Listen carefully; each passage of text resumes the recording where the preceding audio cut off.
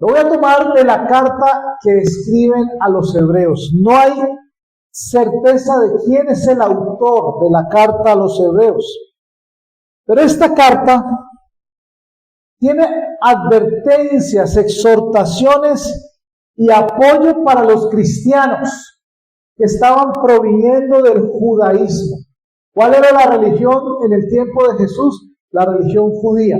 Los primeros que se hacen cristianos venían del judaísmo y empiezan a ir al cristianismo.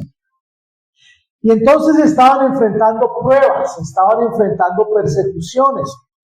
No era fácil venir a nuevas prácticas cuando habían tenido cualquier cantidad de otra práctica en el judaísmo. Se cree que este libro o carta a los hebreos fue escrito antes del año 70 después de Cristo. ¿Y por qué esa fecha? En el año 70 fue destruido el templo, donde se practicaba culto y también había la práctica del judaísmo. Entonces, había todo un sistema de adoración, unos sacrificios, unos rituales, unas formas, cómo se predicaba o se practicaba la fe en ese momento. Y cuando en el año 70 un general llamado Tito, un general romano, destruye el templo, hay un tremendo cambio. Es como parecido que nosotros tuviéramos que desalojar este local y nos quedáramos sin un espacio donde reunirnos. ¿Y ahora qué hacemos? ¿Y dónde ponemos la batería? ¿Y quién va a cantar?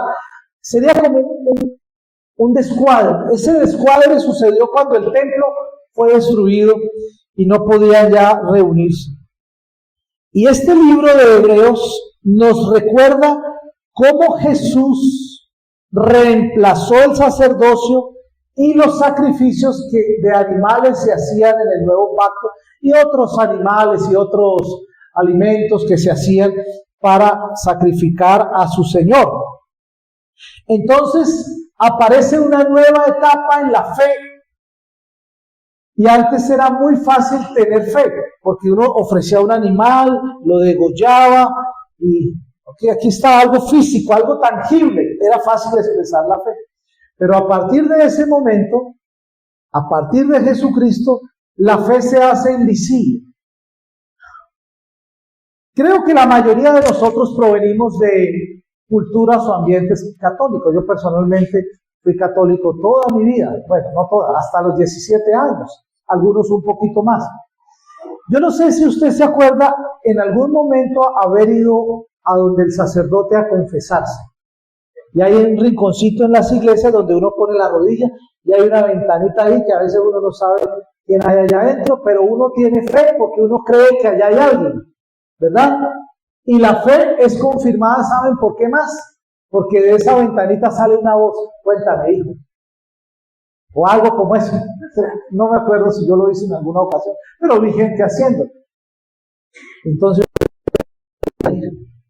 vengo a decirte que metí la pata con mi esposa, que cometí un pecado grave, que hice un negocio y le di una tumbada a fulano.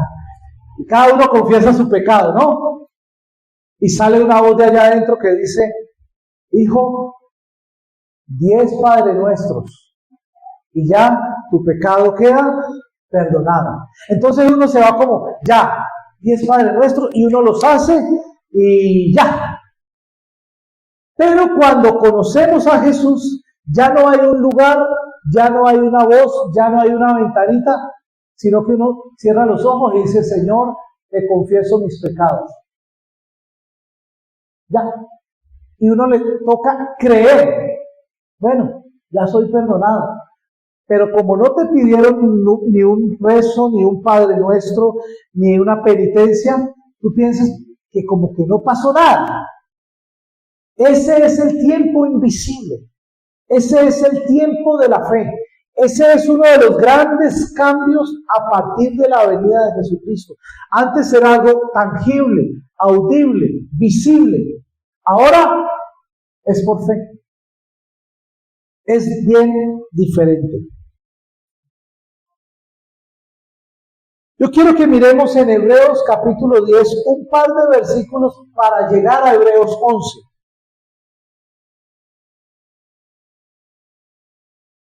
Hebreos 10, en el versículo 23,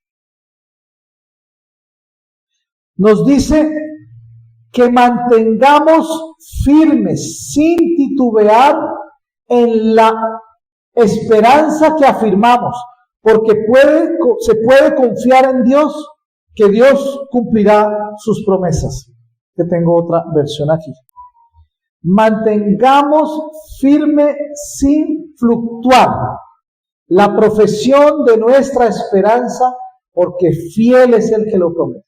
El autor de los Hebreos nos está diciendo, confíen en Dios, porque Dios es un Dios fiel. Fiel es el que nos habla, fiel es el que lo promete. Y salta al versículo 38. Y allí mismo en el capítulo 10 dice, el justo vivirá por fe. El creyente vivirá por fe. Y si retrocediere, no agradará a mi alma. Si abandona la fe, no agradará a mi alma. Es una invitación a mantener una fe firme. Y está haciendo como una antesala al capítulo 11, que sí es un capítulo que habla abiertamente de historias de fe. Ahora, la razón que el autor de Hebreos da en Hebreos 10 es especialmente porque el regreso de Jesús está pronto. Imagínense, esto fue escrito aproximadamente hace 2000 años. Y ya el autor está diciendo, Jesús viene pronto, no pierdan la fe. Y ya han pasado 2000 años y Jesús no ha regresado. Y hoy el mismo autor de Hebreos nos dice, sigan esperando, sigan creyendo, no pierdan la fe. Versículo 25, un poquito más atrás, ahí en ese capítulo 10. No dejen de congregarse como algunos lo tienen por costumbre, sino exhórtense, anímense, fortalezcanse, y tanto más cuando veis que aquel día se acerca. Si ven en el capítulo 10, el autor menciona que aquel día se acerca, por lo tanto no dejen de congregarse, porque cuando cantamos juntos nos fortalecemos, nos animamos, una palabra, una enseñanza, un abrazo, eso nos alienta. Por eso es importante congregarnos. Y el versículo 37, dos versos adelante, unos 12 versos adelante, porque aún un poquito, y el que ha de venir, vendrá. ¿Y cuánto tardará? Poquito, no tardará. Ya pasaron 2000 años y pareciera que es mucho, pero el libro de Apocalipsis nos dice, ahora no sé si es Apocalipsis, que para el Señor un día es como 1000 años, y 1000 años como un día. Así que, y en estos días yo les hablaba que va a aparecer como ladrón. ¿Recuerdan que mencionábamos eso? Ok. Toda persona tiene fe.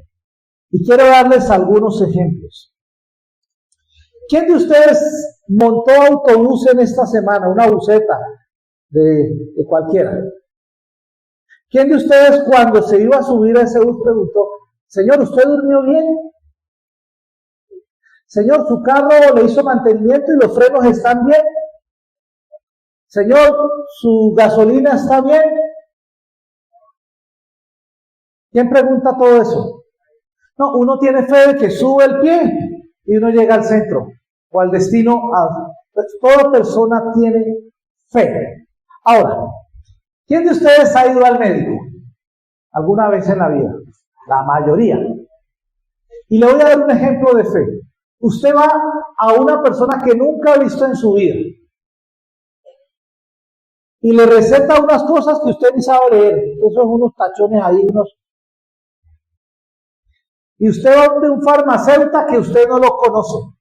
Por alguna razón, el farmacéutico como que sí entiende aquello que dice ahí, en el receta. Y el farmacéutico va y hace así, y le entrega a usted, y usted paga, y usted se lleva eso, y usted va y se toma eso.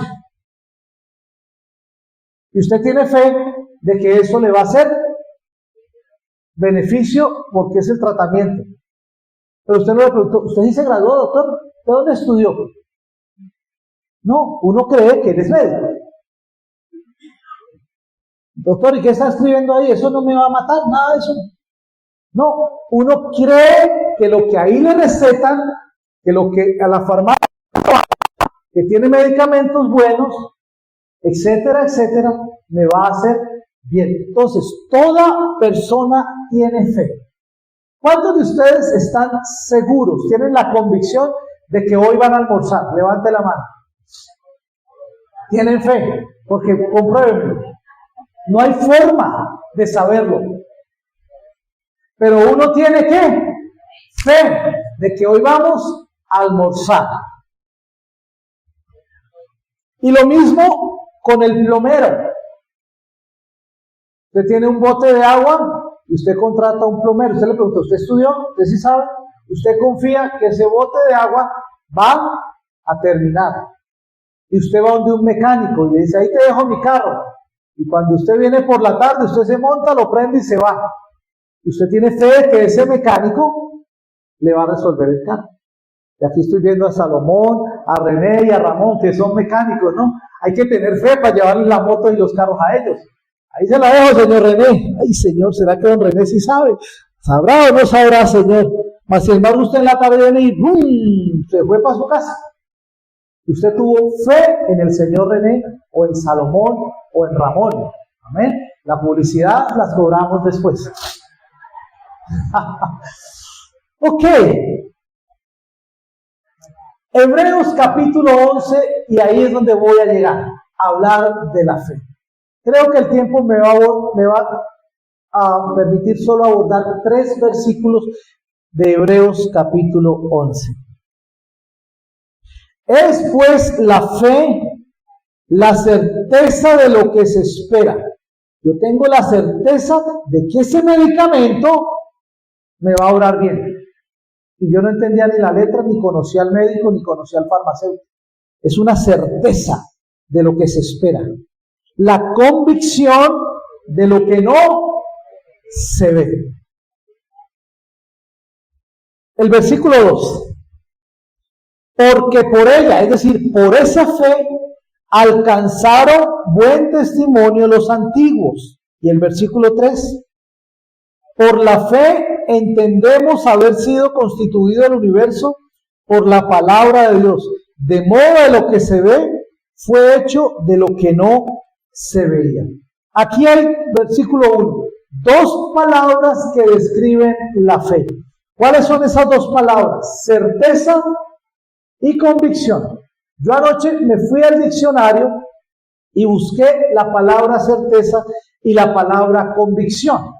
Y esto seguro lo he enseñado y he sabido de esto mucho tiempo, pero me dio curiosidad y fui al diccionario. Y encontré que la palabra certeza es seguridad que alguien tiene. La fe es seguridad, o la certeza, seguridad que alguien tiene, de que algo es cierto. Atención, certeza es una seguridad. ¿Y la fe qué es? Certeza. Entonces la fe es seguridad que alguien, cada uno de nosotros, tiene de que algo es cierto, real, verdadero.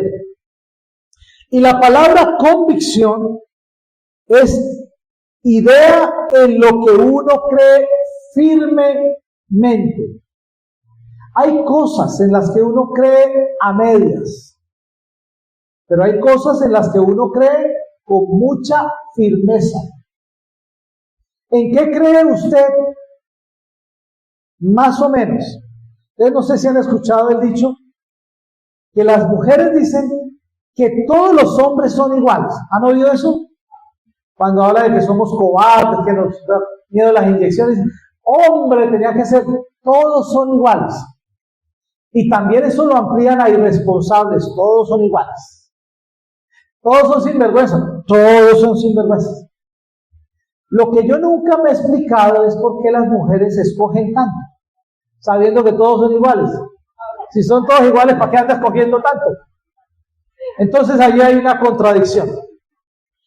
Y digo esto porque la convicción es idea que uno dice de algo que uno cree firmemente.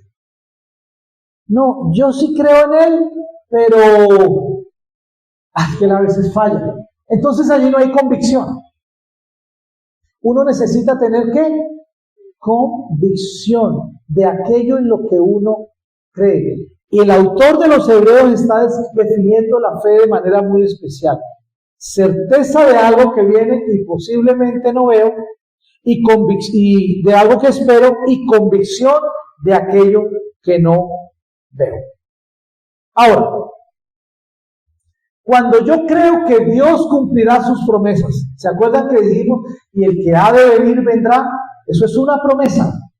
Jesús va a venir. Cuando veis que aquel día se acerca, por eso debemos congregarnos para animarnos. Son promesas. Y a pesar que aún no las vemos nuestras promesas hechas realidad, nosotros debemos mostrar verdadera fe, aun cuando a veces no vemos. Uno tiene muchas expectativas, de sueños, de anhelos. Ay, yo oro que mi marido cambie, yo oro que mi hijo esto, yo oro por la casita aquella. Y uno tiene sueños, anhelos, ilusiones, expectativas. Y no todo eso significa tener fe, porque muchos le están dando como esperando un golpe de suerte, por si de pronto algo sucede. Pero la fe tiene que ser puesto en una persona. Y esa persona se llama Jesús. Pablo el año pasado, no sé en qué época del año, predicó acerca de la fe y nos enseñó que la fe correcta no es lo que yo declaro o lo que yo veo. Yo creo que voy a tener un carro, pero la fe puede estar puesta en mi trabajo, en que voy a producir o que de pronto me gano el quino y voy a tener el carro. Pero la verdadera fe es puesta ¿en quién? En el Señor, en el que todo lo puede, en el que todo lo hace. Yo no sé si usted conoce la historia de una persona que entraba todos los días a una iglesia y le sobaba los pies a un santo. Le decía, no sé si era San Pedro, San Juan, San Valentín, voy a decirle San Valentín. San Valentín, que me gane la lotería. Y al otro día, San Valentín, que me gane la lotería. Y le sobaba los pies. Y meses que me gane la lotería. Y pues no se la había ganado. Y seguía sobándole el pie a San Valentín, que me gane el pie. Y un día San Valentín se incorporó. Pero al menos comprala. No es un buen ejemplo, pero es un buen ejemplo en cuanto a dar pasos en cuanto a lo que creo y espero. Yo creo en Dios, no le busco, no le llamo, no leo su palabra, pero estoy esperando un milagro.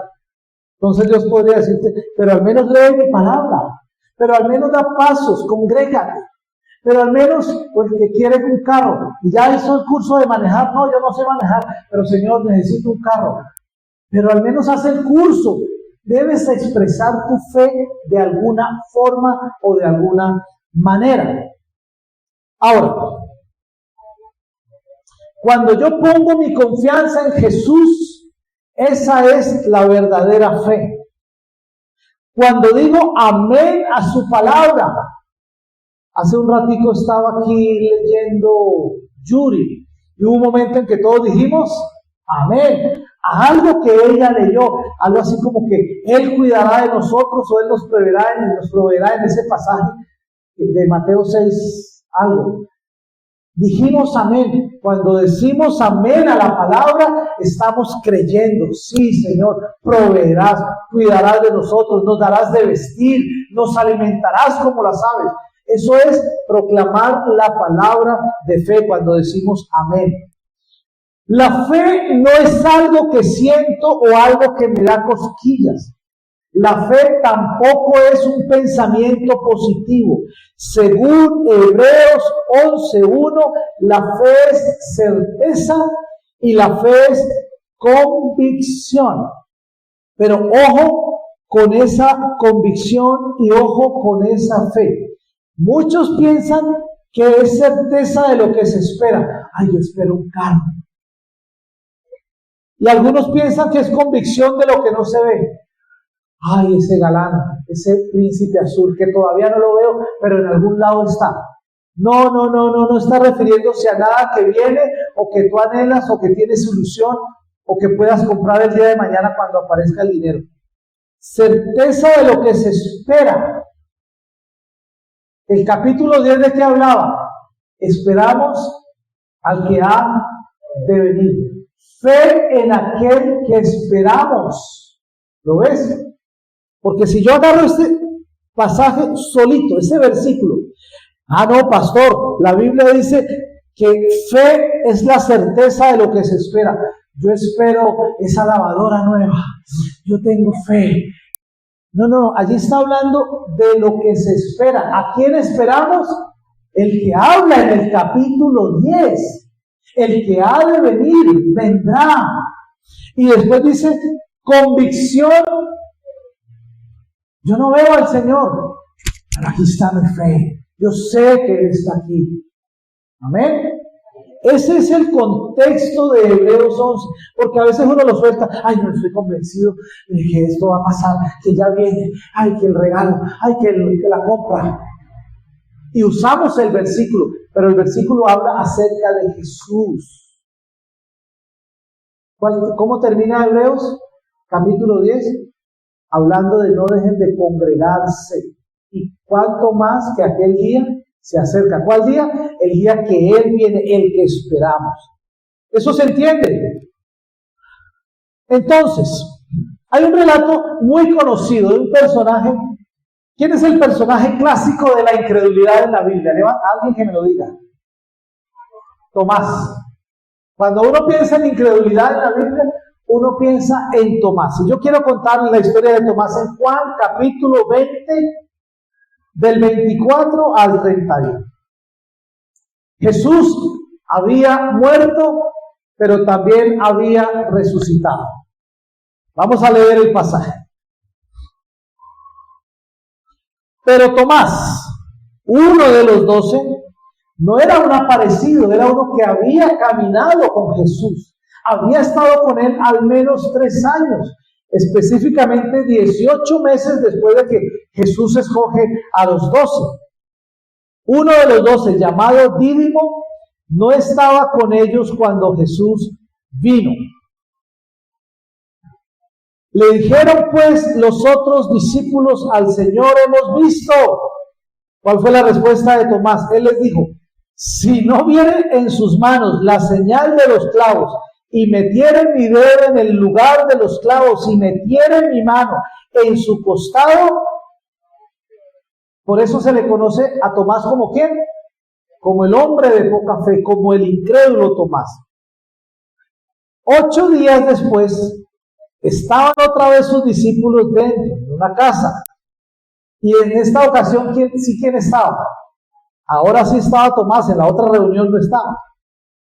Llegó Jesús estando a las puertas cerradas y se puso en medio y les dijo, pasa a vosotros. Yo me imagino que Jesús estaba mirando a Tomás, pasa a vosotros. Ya lo que estaba diciendo la semana pasada, pasa a vosotros. Me imagino yo que estaba mirando a Jesús.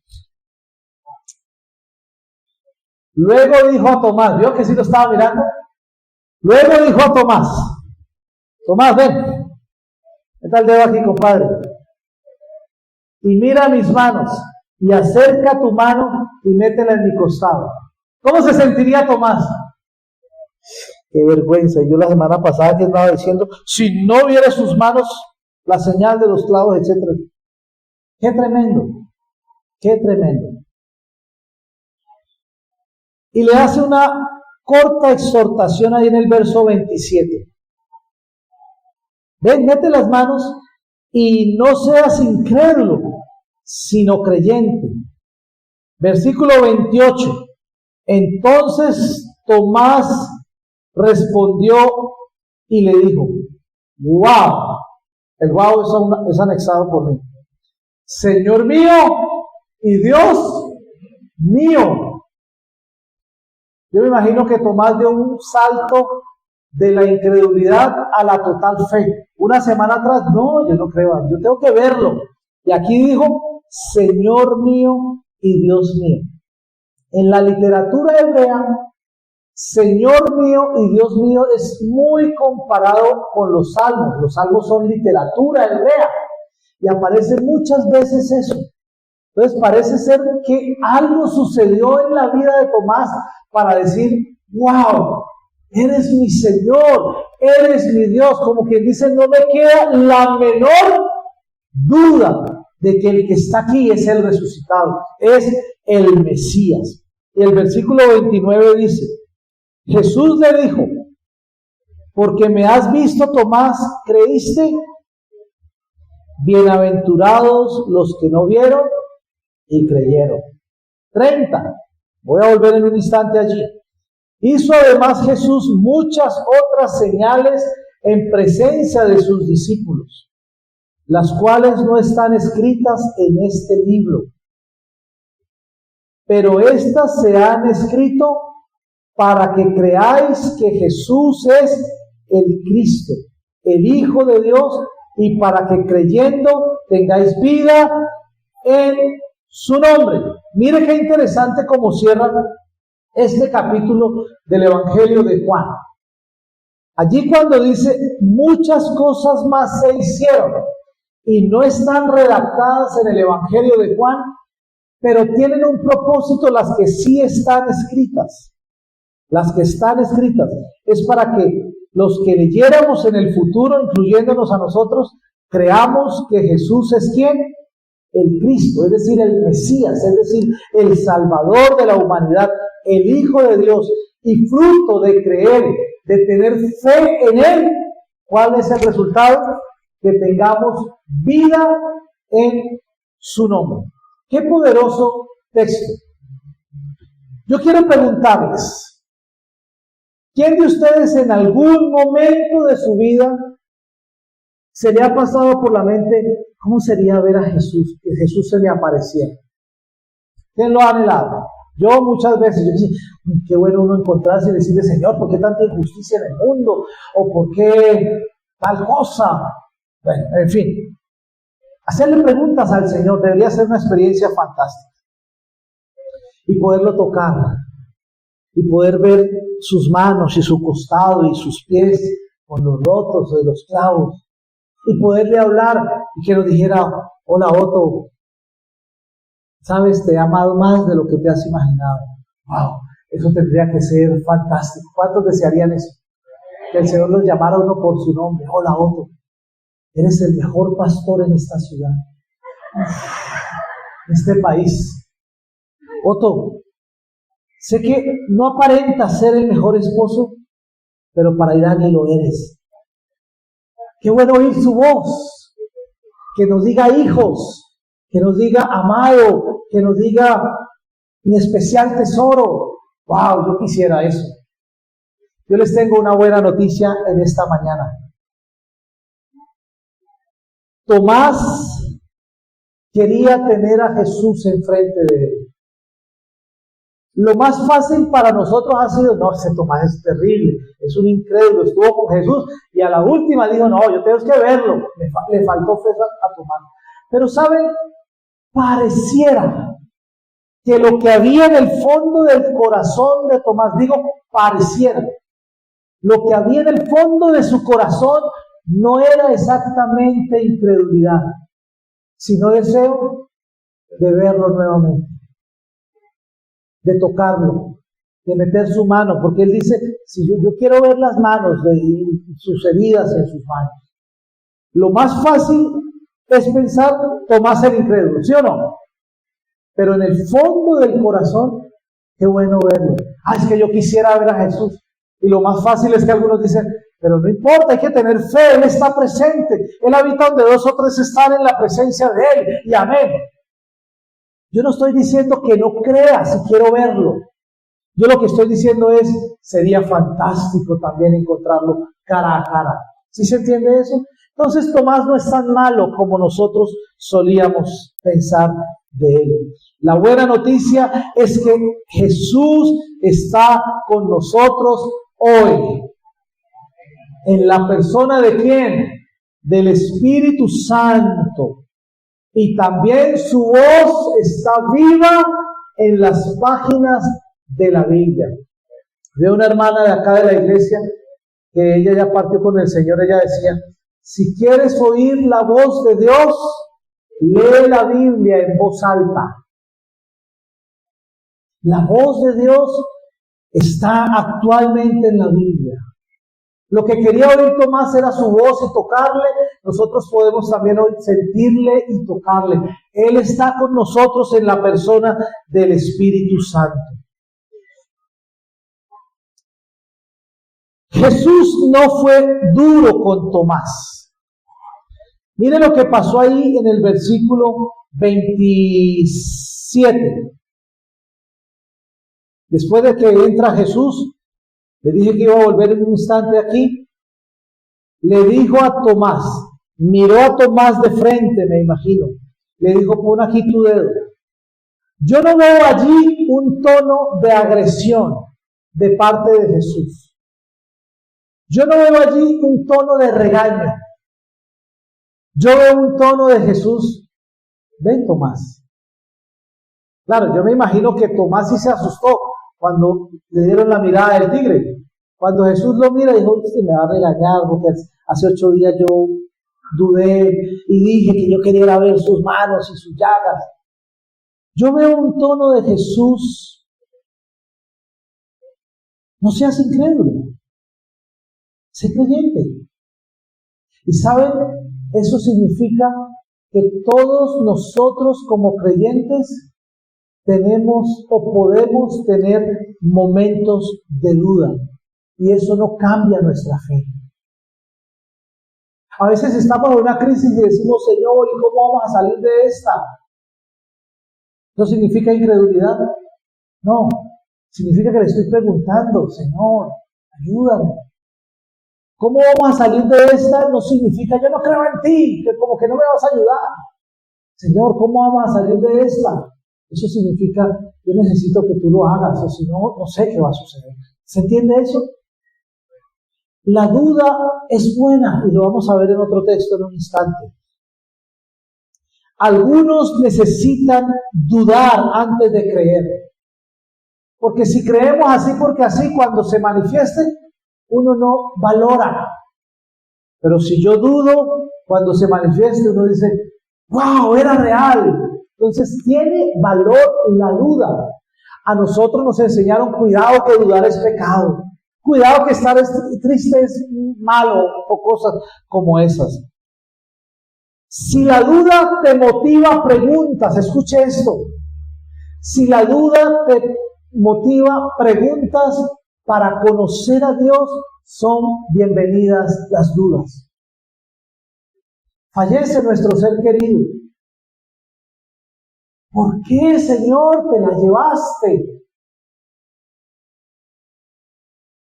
Y la iglesia nos ha enseñado: no hay que preguntar por qué, hay que preguntar para qué. No, yo estoy en contra de esa teoría. Yo necesito preguntar por qué. Porque cuando pregunto por qué, es porque quiero indagar en el corazón de Dios. Señor, ¿por qué el terremoto de Turquía y Siria? No preguntes por qué, pregunta para qué, dice la gente. No, yo quiero saber cómo tú obras, Señor. ¿Qué estás pensando cuando se caen tantas toneladas encima de 25,000 o 30,000 personas y las mata? ¿Por qué eso, Señor?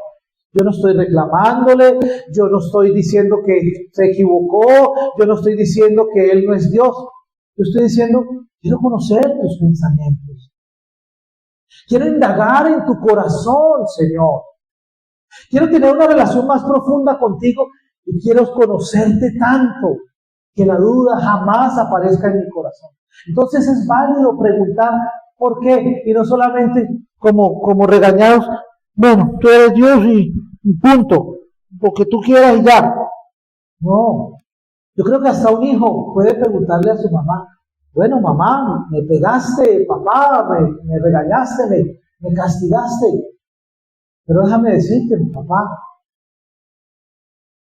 ¿Por qué? Y eso genera una conversación.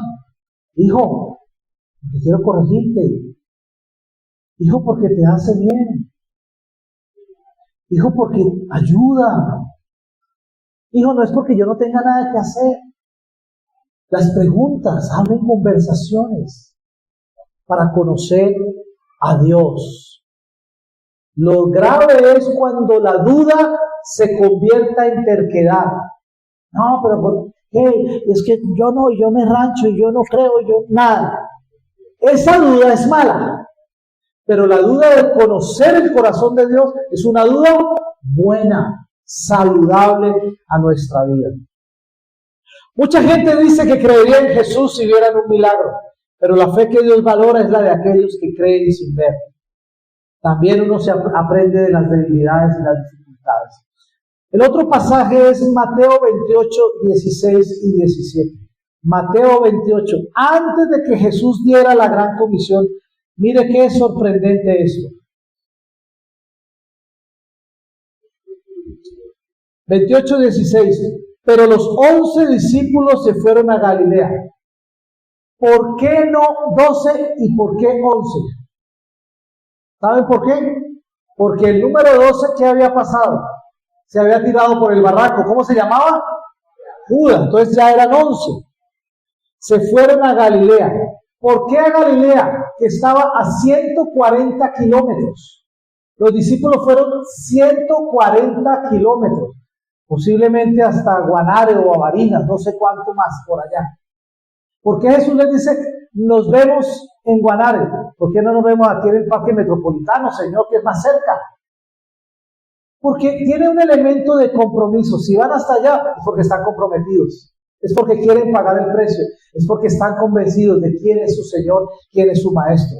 Ahora, se fueron a Galilea, al monte donde Jesús les había ordenado. Allá hay un elemento de obediencia.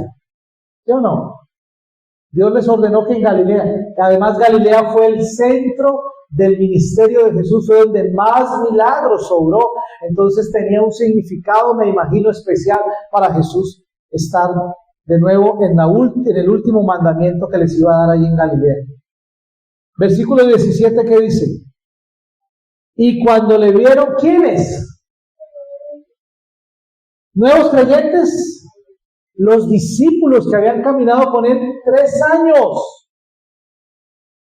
Los discípulos que conocían la palabra, las enseñanzas, las parábolas, lo adoraron, pero algunos decían, ¿si será este? ¿Sí o no? ¿Sí lo dice o no lo dice? Pero algunos dudaban. Explíquenme. Con él 3 años. En obediencia caminan 140 kilómetros que había desde Jerusalén hasta la región de Galilea. Muy lejos. Es un sacrificio. Lo ven unos y adoran, lo ven otros y dudan. Pregunto, ¿es la duda buena o mala? La duda es sinónimo de transparencia, de honestidad. ¿Sabe qué es honesto? Estar aquí un domingo y decirle, Señor, tenía ganas de haberme quedado en la casa de mi amigo. Y el que nos pasa, nos pasa. Eso es honesto. No, Señor, todo bien, pero en el corazón, yo quería haberme quedado hoy en la casa. ¿Saben qué es honesto? Decírselo. ¿Saben qué es honesto? Decirle, estoy triste. Pero nos enseñaron, no puede estar triste un corazón que tiene a Cristo. Y nos lo creímos, entonces, y a veces eso era falso. Hay cristianos que su sonrisa es fachada, porque les cuesta decir, estoy mal. ¿Cómo está, hermano? Bendecido, prosperado y en victoria. Y a veces uno no está ni bendecido, ni prosperado, ni en victoria. A veces uno está bendecido solo en los lugares celestiales. La honestidad tiene un gran valor en el reino de Dios y mucho más en nuestra relación con Dios. ¿Saben? Las personas o los autores bíblicos que mencionan a los discípulos mencionan sus proezas, su carácter, sus milagros. pero Dios conocía los corazones. ¿Se acuerdan de Pedro? Pedro era terrible, Pedro dudaba, Pedro se hundía, Pedro le cortaba la oreja al que se atravesaba. Pedro tuvo altos y bajos. ¿Jesús dejó de amar a Pedro? No, Pedro fue uno de los grandes en la fe y escribió cartas y todo, y nos bendice hoy hasta sus historias de incredulidad y de impetuosidad y de ser a veces medio malandro. Pero era honesto con Dios. Y yo creo que Pedro fue el discípulo también especial para Jesús. Amén. No tengan temor de la duda. Mateo expresó la duda. Y uno de los secretos de los verdaderos creyentes es que seamos transparentes. No es una postura de seguridad que a veces no es real. No, yo tengo una seguridad en el Señor. Y a veces estoy temblando por dentro. A mí me pasa que a veces yo estoy aquí y la gente cree que estoy muy seguro y tengo mis dudas y tengo mis temores y tengo mis problemas. Y ustedes saben que yo a veces lloro aquí delante de ustedes. Ustedes saben que yo cuento mis historias de errores, mis historias de fallas como padre, mis historias de lo terrible que soy como esposo. Cuando a veces voy a un lugar y me presentan, y ahora con ustedes el pastor Otto, wow, que viene desde San Cristóbal. Y yo digo, siquiera estuviera mi esposa aquí para que dijera, pero viva con él para que vea. No somos tan tremendos, somos gente que dudamos, que nos falta, que a veces tenemos incredulidad en algunas cosas. Y eso es el valor de la duda, el valor de la integridad en nuestra relación con Dios, la transparencia. No es una montaña rusa de sentimientos, de ver, ay no, hoy amanecí triste, no tengo fe. Hoy amanecí contento, tengo fe. No, la fe no debe estar sujeta a cómo yo me despierto cada mañana, sino que la fe tiene que estar puesta en Él. Certeza y ¿qué? Convicción en Él, del que viene, del que no veo. Llueva, trueno, relampagueo. Confío en ti, Señor. Y yo no sé si esta semana o estos días estamos teniendo pruebas. Mi invitación con todo mi corazón esta mañana es que usted se agarre de Él. Y el que nos ha ayudado ayer, nos va a ayudar hoy y nos va a ayudar mañana, porque Él es el mismo ayer, hoy y por los siglos de los siglos. Ni sombra de duda. Y si aparece, bienvenida. Es bueno porque es ser transparente. Y solo termino con el versículo 2 y 3 que leíamos de Hebreos. Hebreos 11, 2 y 3. Porque por ella, por la fe, alcanzaron buen testimonio los antiguos. ¿Quiénes son los antiguos? Aquellos del Antiguo Testamento, que en el resto del capítulo 11, y vamos a continuar, van a mencionarse en eso. Algunos llaman la galería de los héroes de la fe. Y el versículo 3, por la fe entendemos haber sido constituido el universo por la palabra de Dios, de modo que lo que se ve fue hecho de lo que no se veía. Esta es la mejor explicación de los 3 primeros capítulos de Génesis. Que Dios, había un desorden, no había nada, y Dios hizo los cielos, la tierra, las lumbreras. Capítulo 1 hizo el hombre, los animales, y eso no se veía. Este Hebreos 11, versículo 3, es lo que le da explicación de fe a Génesis del 1 al 3. Hoy en día hay gente que sigue buscándole la explicación científica, los 7,000 millones de años de los no sé qué, que la tierra, que la explosión, que el fuego, que el interior de la tierra, y luego vino y apareció el hombre. No tiene que ver nada con explicación científica. Yo durante una época de mi vida, yo sí creí que venía del mono, porque a veces me parecía un poquito. Pero gracias a Dios hoy tengo una identidad de hijo tremenda. Amén. No es nada de lo científico. No se preocupe de lo científico. Señor, lo que se ve fue hecho de lo que no se veía. Antes no había nada de lo que nosotros vemos. La fe responde más al por qué. ¿Con qué propósito hizo Dios el universo? Y en la Biblia hay un propósito redentor, que no es el punto esta mañana. En vez de andar preguntándonos el cómo habrá hecho Dios, cómo unió cables, qué hizo. El cómo no es nuestra preocupación, es la razón del ser, del por qué toda la creación. Mi invitación es a que usted tenga fe. Los antiguos alcanzaron buen testimonio, oído, no por sus logros, no por su santidad, no como la paciencia de Job, sino por la fe que expresaron con perseverancia, obediencia y sacrificio.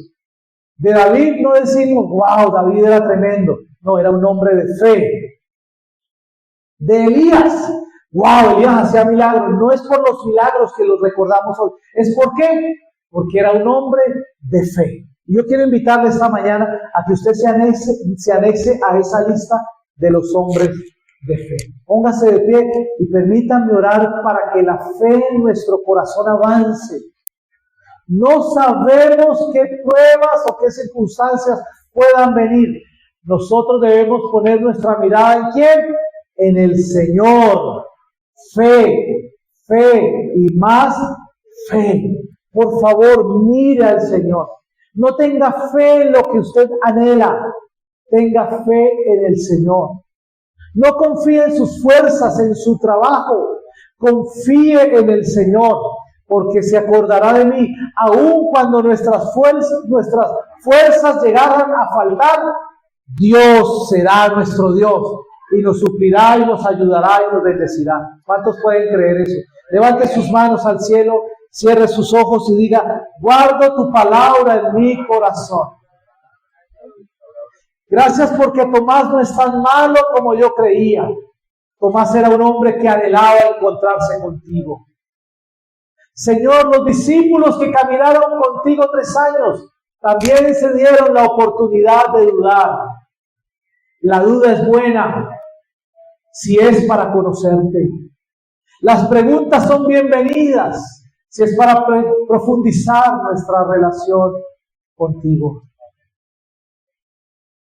Pregúntale al Señor qué quiere enseñarte en esta mañana. Y yo me atrevo a preguntarte, ¿cómo está tu convicción? ¿Cómo está tu certeza en Jesús? ¿Es fluctuante? ¿Es dependiendo de cómo amanece tu corazón? La palabra de esta mañana, la invitación de esta mañana, es ser como los de la antigüedad, que están en la galería de los héroes de la fe por su obediencia, por su perseverancia, por su sacrificio, por su confianza en el Señor. Que nuestro corazón en esta mañana sea animado por el Espíritu Santo de Dios a crecer en fe. Y fe es convicción y fe es certeza de que Jesús está con nosotros hoy en la persona del Espíritu Santo. Y podemos escuchar su voz al leer su santa palabra.